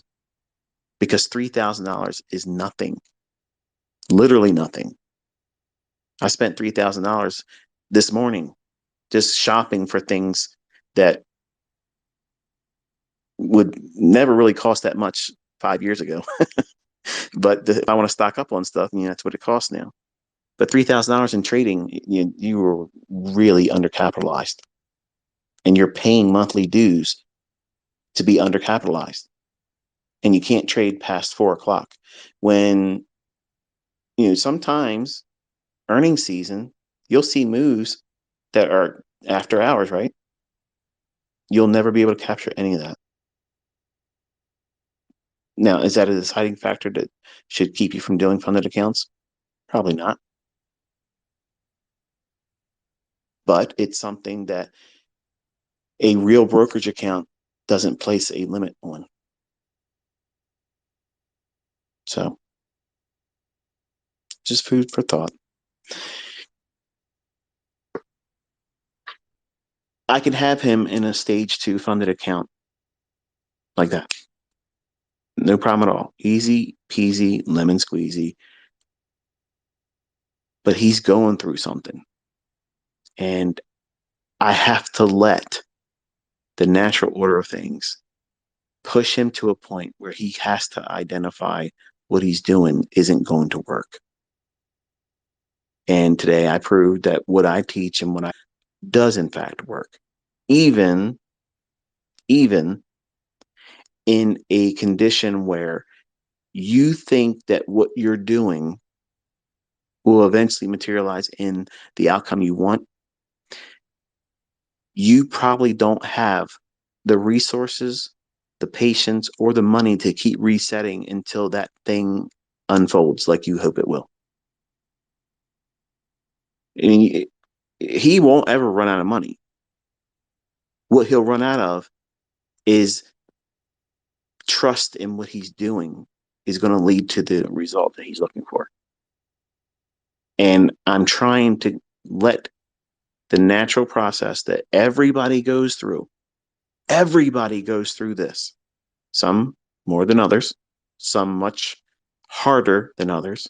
Some are more stubborn. I was very stubborn. I wanted, and I've said many times, they name streets after me one way. And I wanted to have it my way. My way. And if I'm teaching, you can't come here and expect me to teach you a different way than I'm willing to teach. It isn't your way mentorship. It's my way. And if you don't like how I teach it, nothing's keeping you here. You can learn how to trade from somebody else. There's other stuff out there that works. Just have good money management. I promise you'll probably still make a little bit of money, but you're still going to lose. And whatever you use to find profits, whatever religious faith you want to place behind whatever it is you're doing, you're welcome to have at it. Be rich. Good luck with it. It isn't going to change what I view about the market and my convictions about what should be done correctly and what things shouldn't be done incorrectly. All these things, I've developed this opinion over 3 decades, and I'm not going to listen to somebody that just started up and they somehow know more about how I should behave or view the marketplace in their infancy as a couple months in observing price action, or coming from another school of thought and having never really spent a full year in it. But they're not going to impact my opinion about what it is I hold about the markets. And it won't be like that for you either. It's going to be like, okay, your opinion, I understand it, I respect it, but I'm not going to do anything with it. So there it is. And I'm hoping that what I'm saying here tonight doesn't discourage, because like I said, I'm going to be talking to students that have done funded accounts next week. And you've already seen these individuals that I've already interviewed. And they're right from my private mentorship. Like, they paid me to learn what they do and have made money with it. I have more of them next week. If you have learned the 2022 model and you did not join my private mentorship, which no one can, it's not happening anymore. You should just relax. We're mentoring just like this now. If you made money and you've been profitable with your trading, whether it be with your own funds or through funded account companies, and you want to be interviewed, I'd love to sit down with you. But it just seems like that I'm only getting my private mentorship students, which unfortunately that gives the impression that nobody can be profitable like with the 2022 model, which that's not true. It's just that model really clicked for a lot of my students that were trying to find their own model. And mentorship, when they paid me, I was giving them everything that I was willing to share as components. But I also taught them how to take each component to build their own model. And for the students that were in that mentorship, I had a very loose overview discussed in a commentary about that very model. I was legal to just do that very thing, like create that model. So I suggested the pieces, but I didn't put it out there in a step by step by step by step. And if anybody's out there telling you that they're going to sell you access to videos where I've done that, they're lying to you because I didn't do that. And my mentorship students will tell you right now on Twitter that I did not do that. I called the market just like I do daily, every single day.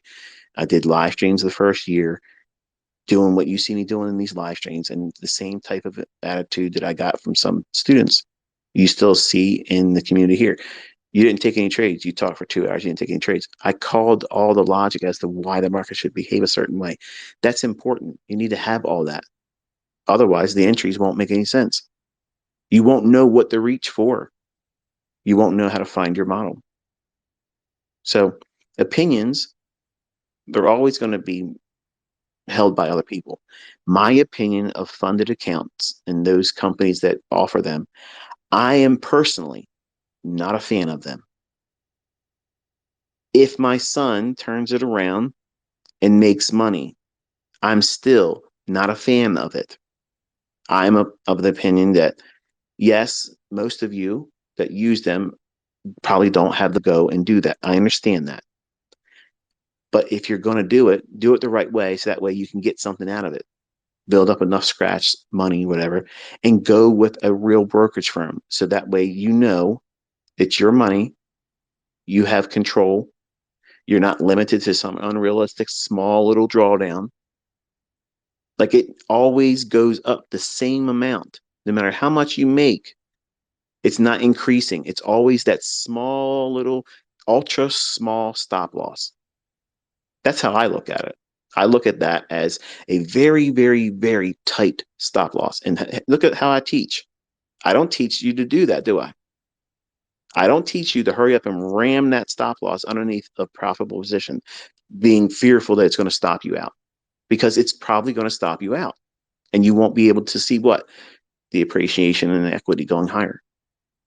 It stops you out too quickly because you're strangling the trade. That's what these funded account companies do to you. And anybody that wants to say otherwise, you're welcome to your opinion, but you're never going to convince me that it's anything but that. They're placing so many odds in your favor of failing, but they market it like this is the greatest advantage in the world. Look at this and look at that. Look what we do. We provide this. You don't have the money, use our money. Really? That small, ultra small trailing stop loss, maximum trailing loss, or something. I don't know the term. It's something like that. Um, that is equivalent to a jammed up, super tight stop loss in a trend that you're long in, and it's going right below the last couple ticks. That's what you're doing in these funded accounts. And when you add more contracts, you're all but guaranteeing you're opt out. And you're going to break a rule and you got to pay a reset. It's like getting margin called and you're paying for it. Looking at it like it's a good thing.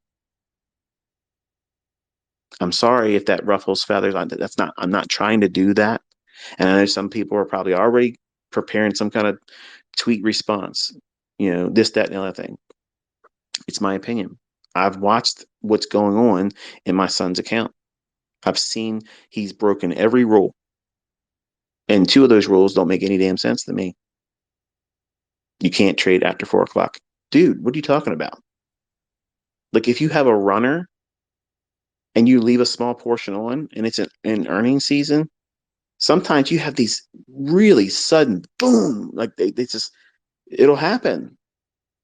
But you'll never have that ever if they tell you got to close a trade at 4 o'clock or whatever it is. I don't know. It's like 4 o'clock.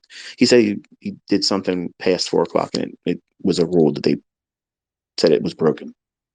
And he made money hypothetically because it went to his target, but he failed.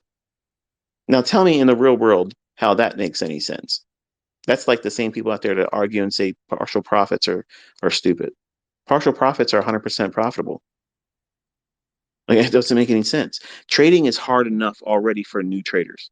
It's already hard enough. Don't compound the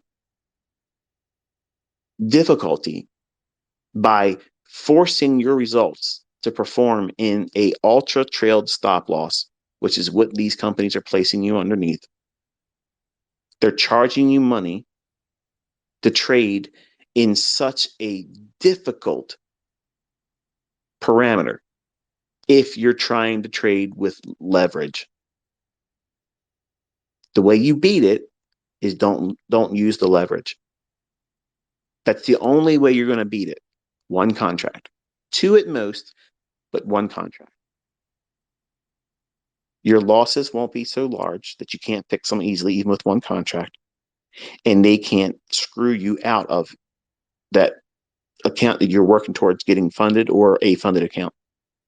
Because that same account, trailed stop loss thing, my understanding, I might be wrong, so I'm open to being corrected here, but it seems like that never goes away. So you're always going to have this limit of unrealistic drawdown that completely ends your career.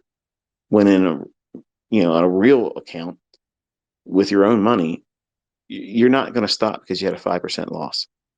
This is to be real. It's not happening. You're going to trade. So it's already making things that are difficult next to impossible for an impulsive gambler that doesn't have an idea how to trade or use a model. And that's why there's such a high rate of failure in that. That's why you don't see other people out there being interviewed. Yeah, you're seeing people interviewed, you're seeing people make money, but the ones that are really killing it, they're disciplined. They're not guessing, they're not gambling. They're doing things with a model and they're not trying to blow up the account overnight. They're working towards building up incrementally and outpacing the cost that they know they're going to have to pay, and they're building it up. And I promise you, they probably have a game plan that they're doing that to take it from there and placing it with a real brokerage firm, which is what they should do. In my opinion, that's what you should do. Because tomorrow is not promised to no one. And that segment of our industry, that could change overnight. They could say, you know what, this isn't happening anymore. And they have to comply. Think about that. That would be upsetting now, wouldn't it? What if your frame of trading right now is only on the basis of funded accounts? And what would happen if they said, this is no longer allowed? You got to stop doing it. Shut down all operations. How would that impact your trading and your ability to make money? Something to think about. So, anyway,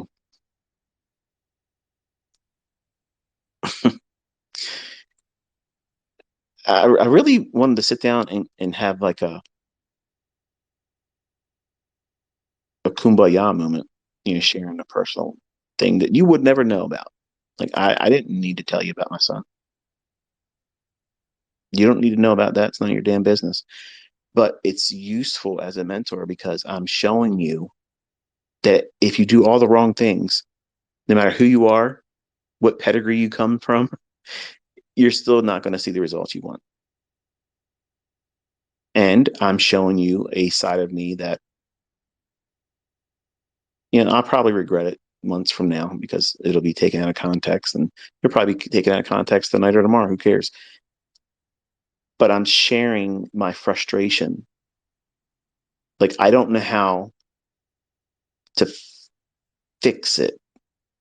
Like, I can't I can't do anything to change what's not being done or what's being done. And it feels very, I feel powerless, in a way where I know my words and my instructions and my encouragement are not going to be helpful. He's going to do whatever he wants to do. And I'm trying to come to terms with that because, they're all growing into their own adult. They're growing into their own person. And while they may have certain characteristics of me, they're all individual and they all have their own unique qualities that make them who they are. Even though they're my kids, they all have certain quirky little things that make them who they are. And, frankly, I was hoping I was going to have a lot more influence, at least in this setting. And I'm discovering that my strength in what I thought was my influential advantage to be able to guide them and avoid all the things that I know is problematic and prevent them from having all these problems and struggles and be easier for them to learn it. It's much like some of you. They just want to do it their way. And I guess in a lot of ways I can appreciate it because that's how I was. But I don't know. I mean, you sit down, you say, now watch this. This is the thing we're following. This is the list of procedures and protocols. And winning, winning, winning. Now, throw the piece of paper out the window. Let's start with a new language. Let's trade a different time of the day. Let's use a different market. What is going on here? What just happened? Like, who are you? Are you my boy? What's wrong with you? Who are you? You're an imposter. So, human nature, it's a real thing, and dad doesn't fix it. ICT isn't enough to overcome it. They have to break themselves. They have to burn it down enough times and then sit there with the ashes, in the ashes, and come to grips with they were the ones that did it to themselves. They are the ones that are going to have to come out of all, wash themselves of it. And that's what I had to do. I mean, I wasn't spared any of that. And you think that you're going to spare yourself that uncomfortable period because you're going to do it to yourself. At some time in the future, you're going to eventually not trade to, but trade in a setting that is taking on real monetary risk and or trading in this pseudo environment of a funded account trying to get funded where you have something to lose. What are you losing? The money you're putting in. You got to pay that monthly due and you got to pay that reset every time you need to utilize it. But have you considered, for those of you that have done multiple resets over and over and over, is there a line that you're not going to cross? I won't reset 7 times. I won't do it a 10th time. For some of you, I won't do it after 3 times. 3 times, I'm done. I'm just going to have to do something else. What is that limit for you? Have you considered what it is? Because if you don't have the right mindset and a predetermined exit strategy, like when do you call it quits and say, okay, this endeavor, this approach to doing it isn't meeting what I need and I can't hit that objective. So therefore, I'm going to stop all funding to it, which is that's what an entrepreneur does. They say, I'm not going to waste any more money in this. This is not yielding a return for me. So I'm not going to water it. because it's not going to produce any more fruit. So what is it for you that does that? Where's the limit that you won't cross? There's a number, there's an amount of money that you're willing to invest in it. And when you hit that number, I don't care what video I make or what I do in a live stream or somebody else does or whatever they're selling, you ain't never doing it again. Do you ever think it should be something you have in mind? Because you shouldn't treat it like a cable TV bill or your Netflix bill. I'm just going to keep making the payment. It'll happen for me one day. I'll eventually get what I need. Maybe. But in reality, some of you, it won't ever happen. And that's what makes me unpleasant as a mentor, because I'm not going to sugarcoat it. Some of you want to do this, but you don't want to work for it. Some of you want to do this, but you don't want to pay for live data. Some of you want to do this, but you don't want to invest the time into it.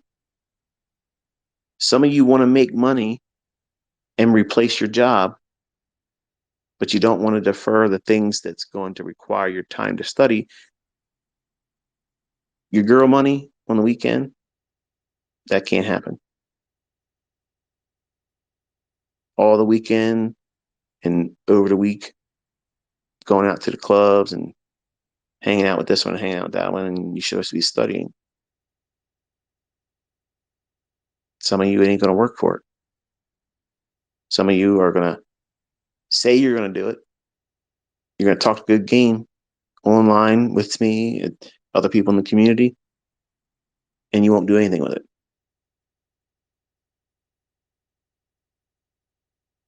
You can't pretend. You can't go through the process of pretending that you're going to do it, pretending and going through the motions on social media. Yeah, I'm a trader. I'm a student. I'm a funded trader. I'm this and I'm that. Are you really working? Are you really studying? Are you really trying to prune all the bad things out of you that are character flaws? Keeping up with who is doing what on social media, who's making money today and how much, who had the biggest drawdown, who lost today. These are all things that really don't do anything to make you better. And nobody's keeping score by that stuff. Nobody cares. Keep all the drama out. Whatever it is you're doing in trading, keep it out. That's why I literally cannot wait. I said this to my older students the other day. I said, I can't wait till November. I'm so drained by social media. I have channels that I follow on YouTube that are not even traded, like they're not trading channels. They're just, well, a lot of different things. I like certain car channels, homesteading YouTube channels. I listen to some Christian channels that follow things in the news and try to make a parallel to scriptures and things like that. And it's funny to see how wrong they are. But to read the comment section of everyone else's videos, and you could be doing something very wholesome, charge no money, kindness, polite, never even use a curse word, never talk bad about anybody else. And invariably, you'll see dozens of miserable people in the comment section attacking either the person that's doing the video, saying they should have did this and why ain't they doing that, or they're attacking other people in the comment section that are just being part of the community. And that's what I'm seeing more of. I'm seeing it in public. Like I said this morning, we were out shopping, and the rudeness of people is off the charts now. Madness. And I've always been an introvert. I might not sound like an introvert because I'm talking about something I love, which is the markets and such. But if you were to meet me in the public setting, you would never identify me as an inner circle trader. You would never say that's that guy, because I'm reserved. I'm quiet. I'm not trying to draw attention to myself. And I see how people are becoming much more toxic. And I want to be my old reclusive self in November. Like, I'm looking forward to that because the world's getting uglier and people are getting very, very agitated over the smallest things, which means that we're at a boiling point. And I don't want to talk about the topics. The last time I did, since I mentioned a specific person, they killed the stream and the space was ended. I didn't end it, it was ended. And I've contemplated talking about using my SoundCloud account for those types of discussions. I don't want to put them on here because they've already, and 2 times they've done this. And the last time I was on Twitter, the reason why I left Twitter years ago is because I was telling everybody in 2019 what we all went through with COVID and the whole world coming to a screeching halt and all that stuff. I didn't say COVID, but I said, we got something coming bad. It's going to be worse than 9/11, and every country's going to feel it, and yada yada yada. I was putting up posts, and they weren't letting those posts go through. So that was the first time I ever felt like anything I say is being watched by people that can say, you're not allowed to say that. And I was the first time I've ever been censored. Like, I've never felt censorship before. So I felt uncomfortable with that. I was like, I'm not drawing any more attention to myself with this. I said, I'm done. Nobody drove me off of Twitter. Nobody ever drove me off of Twitter, and nobody drove me off now, and they won't. I'm scheduling my departure. It's the second Friday of November of this year. That's when I'm leaving Twitter. My tweets will stay up. I've deleted no tweets. I don't edit. I don't have a payment with Twitter where I can edit my tweets. Everything is exactly how I made them. Type incorrect spelling, the whole thing. But I don't want to talk about some of the topics that I've done before on this medium because I know it's under new management, but I'm not convinced new management is anything different. It's just another mask. So if I lose this account because they say I say too much or I talk about certain things, one of the concerns I felt uncomfortable when I learned that certain members of the United Nations were actually listening to me on the Twitter feed. And I'm just, a guy that talks about the markets. I'm not part of any kind of leadership like that. And why they would be wanting to listen to me and why they were in my 3-hour long Twitter spaces. Like, it would be, okay, why is there a lot of people listening to this space? But they're in there the whole time. So that was a little unnerving. And then when I'm talking about things that are not real popular, and then I'm talking about certain subject matters, and then my Twitter space gets termed, I feel like I'm back in that same spot again. So I'm not going to talk about those things here. I can talk about that kind of stuff on my SoundCloud, and it's not monetized. So it's not like me saying, come over here so I can make money. I'm not making money off of this. I want to do these things. I want to talk. I want to give you my opinion, number one. That's first and foremost. That's all it is. But I also kind of want to guide you through the growth and the growing pains that you're going to go through doing what it is that we do, learning something that's really incredibly difficult.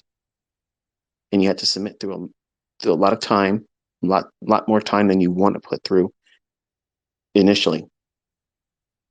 And it's a medium with SoundCloud. If they were to shut that down, I don't care. I don't care. But I have a voice here on Twitter that I want to keep until the end of the year in November. That medium I want to keep, so that way everything I said, it's archived here. It's public. Everybody can see what I called. everyone that can see what I was looking for real time. You can't hide it. I haven't deleted anything, and nothing's been changed, and nothing has been hidden from you. There wasn't a plan A, plan B. It's all here. The last time I left Twitter, I told everybody a week in advance. I said, I'm going to be removing my Twitter account. If you want any of my tweets, you have until Saturday to copy them. I didn't just pull the plug. I let everybody know this is the way it is. When I shut down my mentorship, I said, you have this many months to collect what you want because it's done. I didn't pull the plug like that. I'm telling you when I'm done teaching. It's the second Friday in November of 2023. I'm telling you when I'm stopping. So everything has always been this way. I've always done these things, but I don't feel comfortable talking about some of the things I felt I would be able to do because it was under new management on Twitter. And, you know, I don't view myself as someone that would be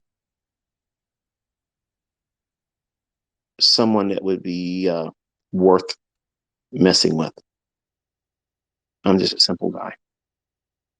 I got a very, very good skill set that I'm trying to share, and I'm trying to do it for free.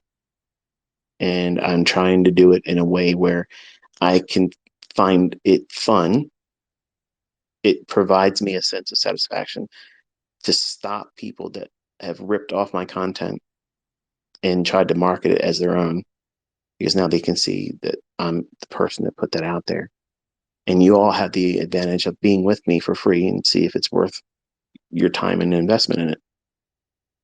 And if it's not, no harm, no foul. Good luck with whatever you do.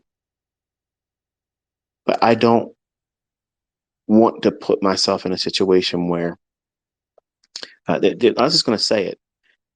Some dude on Twitter posted something about a candidate in 2016, and he's facing 10 years in prison for something that wasn't really all that big of a deal.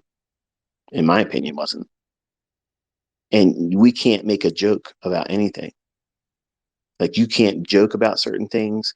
You can't say certain things. And to me, we don't have freedom of speech if that's the case. Certain speeches aren't free.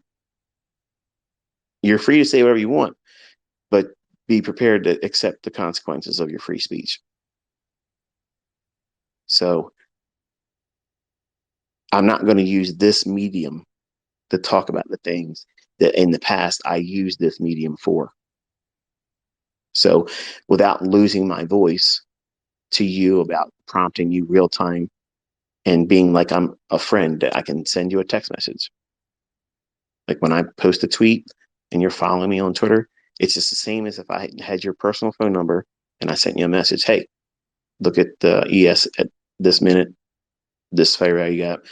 It's like we're best friends. We've known each other for a long time, and I have your number, and I'm sending you a text message. I like that access to you because it's immediate. It's time. And if I talk about something here, and I know some of you really want me to ramp that part of what I do up, I don't want to do that because we're getting to Orwellian levels. And I don't want to be a voice that they say, yeah, this guy needs to be tapped and he needs to be told he can't do that anymore in a really convincing way. Like, I don't need you to do that.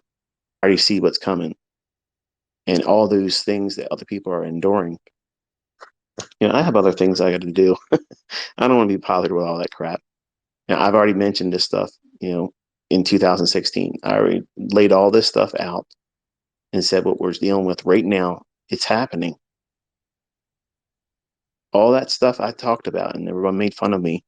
And I didn't fully understand why I was saying what I was saying at the time. But it all came to pass. And is coming to pass right now. Like we're seeing all this stuff. And I don't have an answer for it. Like I know some of you have this real high and lofty opinion of me. I don't know. Like I have no idea where to put the money I have. Because if things go where I think it's going, it's going to affect everybody. And I don't believe crypto is the answer. I know some of you are probably you're typing out the tweet right now. Put it in Bitcoin, put it in Ethereum, put it in XRP, and XRP is going to be this and whatever. But buy gold, buy silver, buy this, buy that. You know, my trust is not in money. I don't have all the answers. The things I know about, I talk about. If I don't know something, I'm not going to talk about it. I'm not going to pretend that I do, which makes me a boring kind of guy. And that's fine. I don't claim to know everything, but the things I talk about, I feel like I'm an authority figure on it. Otherwise, I'm not going to talk about it. That's why I sound arrogant, because it's really from a position and stance of authority. I know what I'm talking about. I show you, I prove. You see that the logic comes past in the charts. It's real, right to the second, right to the minute, right then and there. But all this stuff that's coming down the pike, without getting into too many details, if you just take a look, and it's coming. They're not hiding it now. Your sense of freedom is about to be redefined. And I'm not sure that direction is something that we want to be going in. There's a lot of tension in the world. There's a lot of anger building up, and that's going to increase. And social media presents the perfect opportunity for two opinions to come together. And where it would have been fun in the past to rib another guy or girl and make fun of them and everybody laugh about it, and it's, what it is, trolling. I was a troll. I was a troll. I don't want to do that now, because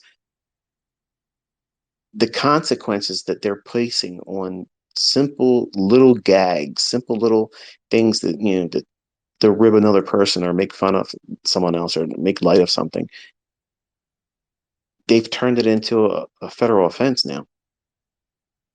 No, no, you're talking about they did this and they did that. I know the argument's going to be in relationship to the guy who's facing federal charges for 10 years in prison for election interference. Listen,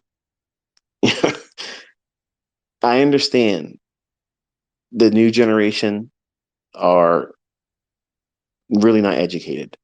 They're not. And my oldest is my daughter. And I can tell you, college was the worst investment ever, because her whole outlook, she likes socialism. And that's a point of contention for her and I. And we are not allowed to have certain conversations like that because my wife won't allow it. But she is indoctrinated in socialism. She's been taught that in college. That's what they're breeding that mindset. And it's unfortunate, because I'm not a subscriber to that. I don't think that's the way any country should go. And every country that's done it falls. If you look at the order of events and how things transpired in Venezuela on a timeline basis, we're we're near the end of it. Venezuela used to be amazingly rich. It was one of the richest countries in the world. Everything was wonderful for it. And then they put their sights on it.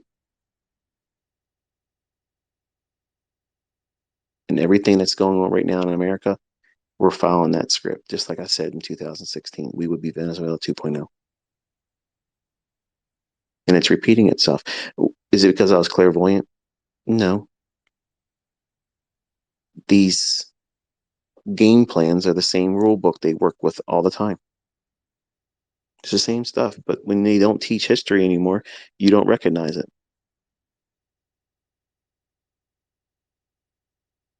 You can't even buy the history books I have anymore.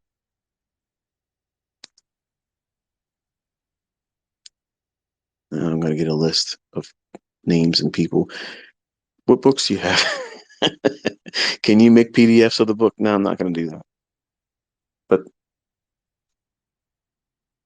I'm growing more and more uncomfortable.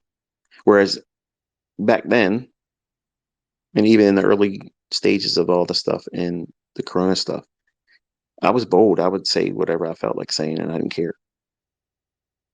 I don't have that same carefree feel about it anymore. I'm not paranoid. I'm just not trying to draw more attention to myself than it's necessary. I have something I want to accomplish this year. Once I'm done, I want us to have the full, complete experience together. That way I haven't been hindered and nothing interrupted it. So I'm trying to stay in my lane.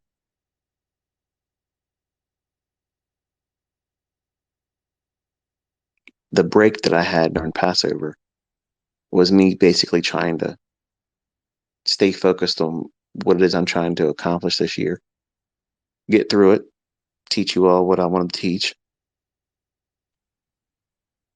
and present a way of study. That way people can come to that channel and that list of tweets that showed things in the past and learn from it. I mean, don't cost you anything. And if you don't like it after spending some time with it, that's fine. But it didn't cost you any form of sacrifice. You can test it, you can see it, you can see it's been proven, and other people have proven it works. So it's not a flawed logic, it's not a contrived logic. And I have a lot more people coming with the receipts that it works. And they're doing it with markets I don't ever really touch or talk about, which is again proof of transferred understanding and knowledge.